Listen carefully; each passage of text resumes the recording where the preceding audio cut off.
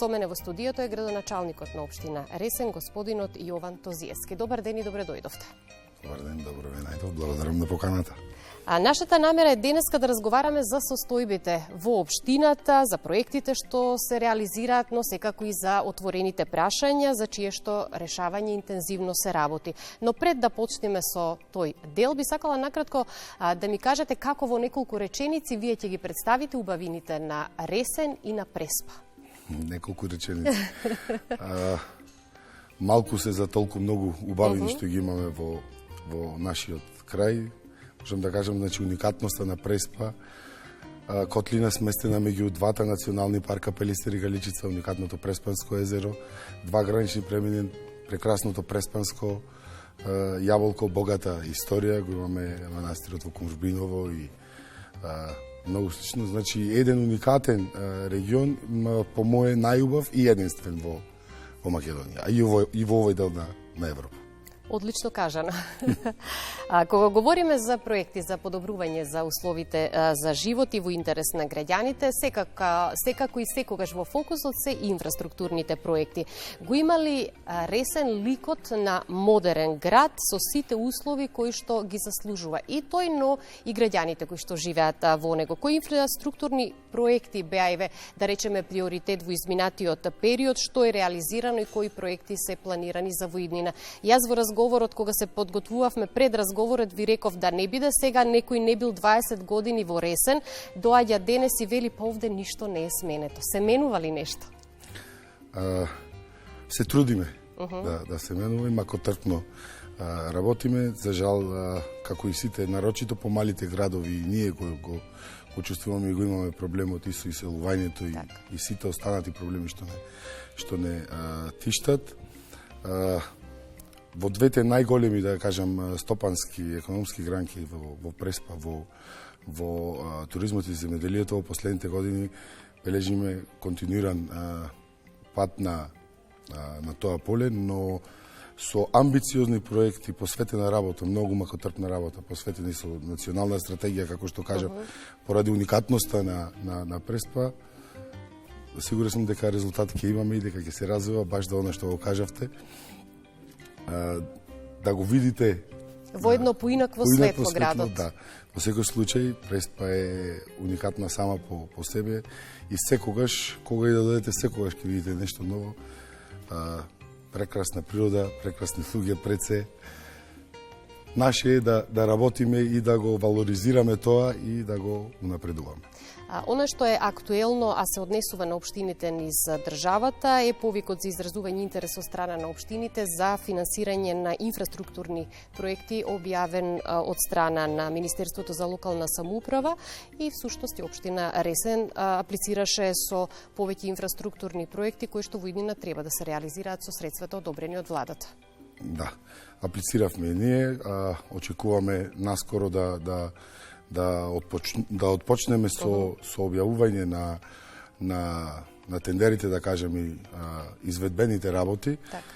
Генерално аплициравме со проекти, поголеми проекти, каде што самата општина не би можела сама да ги изфинансира.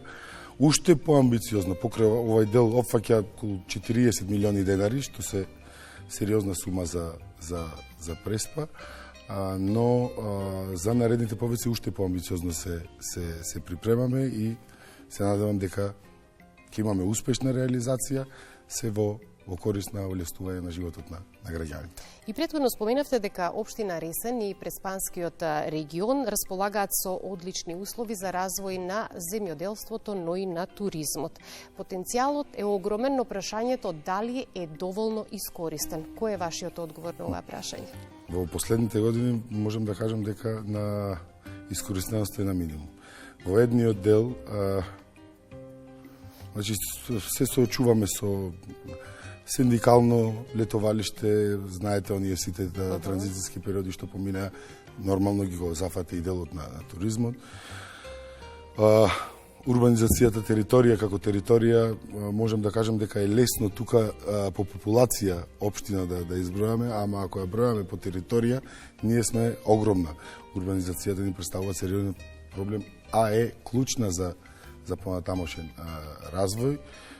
Имаме некои стратегии и спремни сме да отпочнеме и во тој дел да интервенираме. Во секој случај ни треба помош и национална.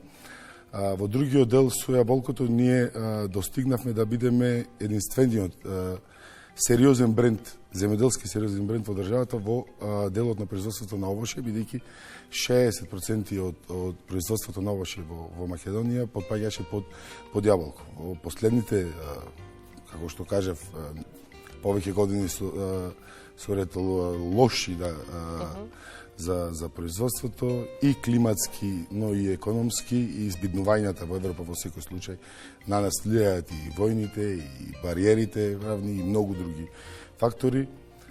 Проблемот, како што кажав, за жал, нарочито на малите градови со селувањето, го намале и производството на Нема доволно работна сила и некој кој што ќе ја продолжи оваа традиција и но одржување на главната сериозно. Секако дека и во вакви услови производството на јаболко е навистина сериозно.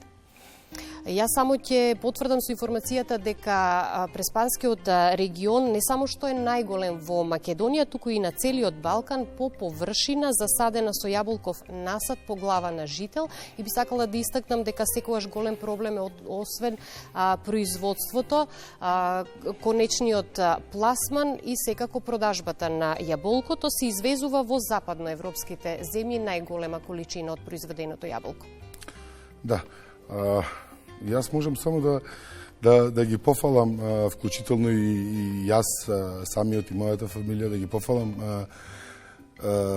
преспанските производители, дека се најдобрите во светот, можем да кажем, за производство. Тие знаат како да го произведат најубавото јаболко, но во многу долг период, да кажеме, национална стратегија не изнајдовме сериозни и одржливи решенија за пласманот не само на јаболкото, туку генерално на земјоделските култури. Сакаме да кажеме дека сме аграрна држава, не сакам да кажам, но можеме да станеме и увозно зависна држава од сериозен производител. Сето што се случува на другите времена се случува и со јаболкото. Пласманот, како што ви кажав, ние извезувавме и на Блискиот Исток, извезувавме и во деловите во Русија и околу Русија. Имаме проблем, значи сериозен проблем со војната во Украина, сме извезували во Египет и во Европа.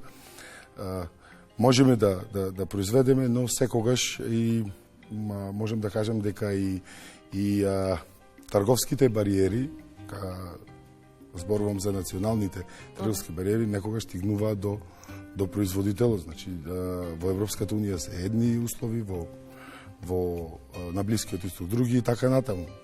Мораме да се прилагодуваме и тешко се справуваме со тој дел со пласманот. Се надевам дека нема да дозволиме Македонија да нема шанса да го проба повеќе најубавото јаболко на светот.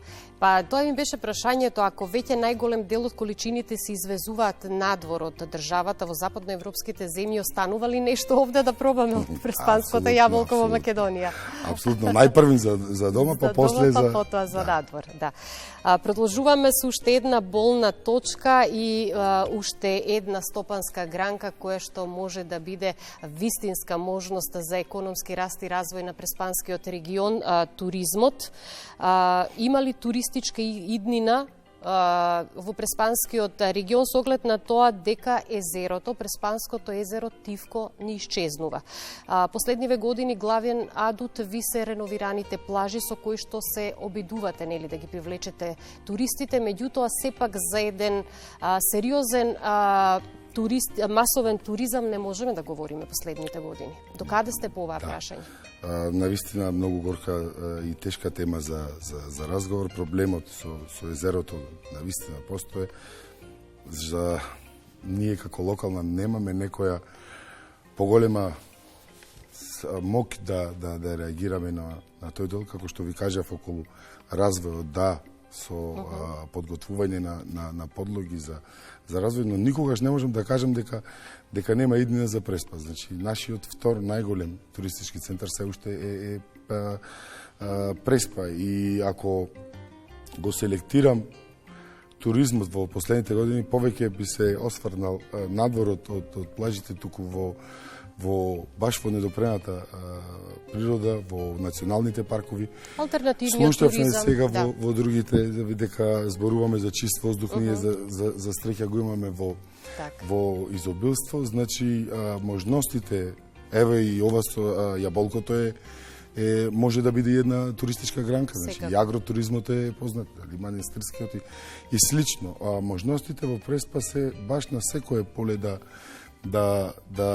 може да се фокусираме и да се развиваме во туризмот. Преживуваме пеколни тешки години, ви кажам, значи ова е процеси што многу години назад се акумулирале, проблемот со водата, проблемот со климатските промени, ево како што знаете последните 3-4 години ние воопшто да немаме врнежи од снег. Очекуваме помош од национална помош, работиме на европски проекти, заеднички трилатерално со Албанија и со Грција, со кој го делиме Преспанското езеро, се трудиме да го заштитиме и да го одржиме басенот. Да, споменавте европски проекти и јас сакам да напоменам дека повеќе проекти се отворени и за реализација, се во тек на реализација и чекаат своја завршница со цел враќање на природните ресурси и секако зајакнување на одржливото земјоделство и туризам. Всушност фокусот е на одржливо управување и користење на природните ресурси во регионот Преспа, што доведува до подобрен квалитет на животот и економски развој преку новите зелени патишта. Како тече реализацијата на овие проекти, кои ќе бидат резултатите, какви се вашите очекувања? Со нетрпение го очекуваме, навистина во тој проект сме дали многу труд, време и средства за да стигнеме до ова што сме денес. Во едниот во софт компонентата, да кажам, веќе се активни повеќе повици, одделот на културата, одделот на земјоделието веќе е во тек грантова шема за 50 земјоделци кои ќе добијат грант за модернизација на земјоделието. Го очекуваме наскоро да заврши повикот од животна средина.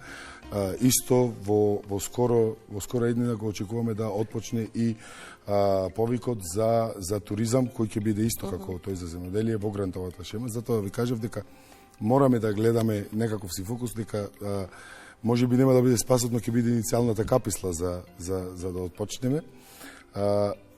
И исто така, поголемиот дел, да кажам, пола од средствата, кои се повеќе од пола од средствата, кои се вкупна сума од 18 милиони евра, европски пари, како грант, се во делот на инфраструктура, баш во тој дел. Значи, зборуваме за 7 населени места кои треба да добијат канализациони системи со пречистителна станица и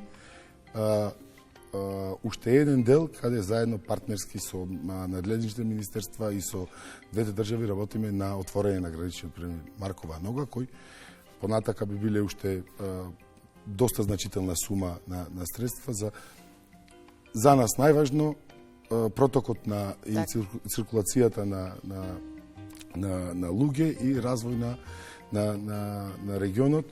Веќе по некои проценки заедно, бидејќи како имплементатори се јавуваат UNDP, по некои заеднички комуникации и проценки очекуваме дека за месец до два би било реално можно да ги отпочнеме повиците и за овој инфраструктурен дел.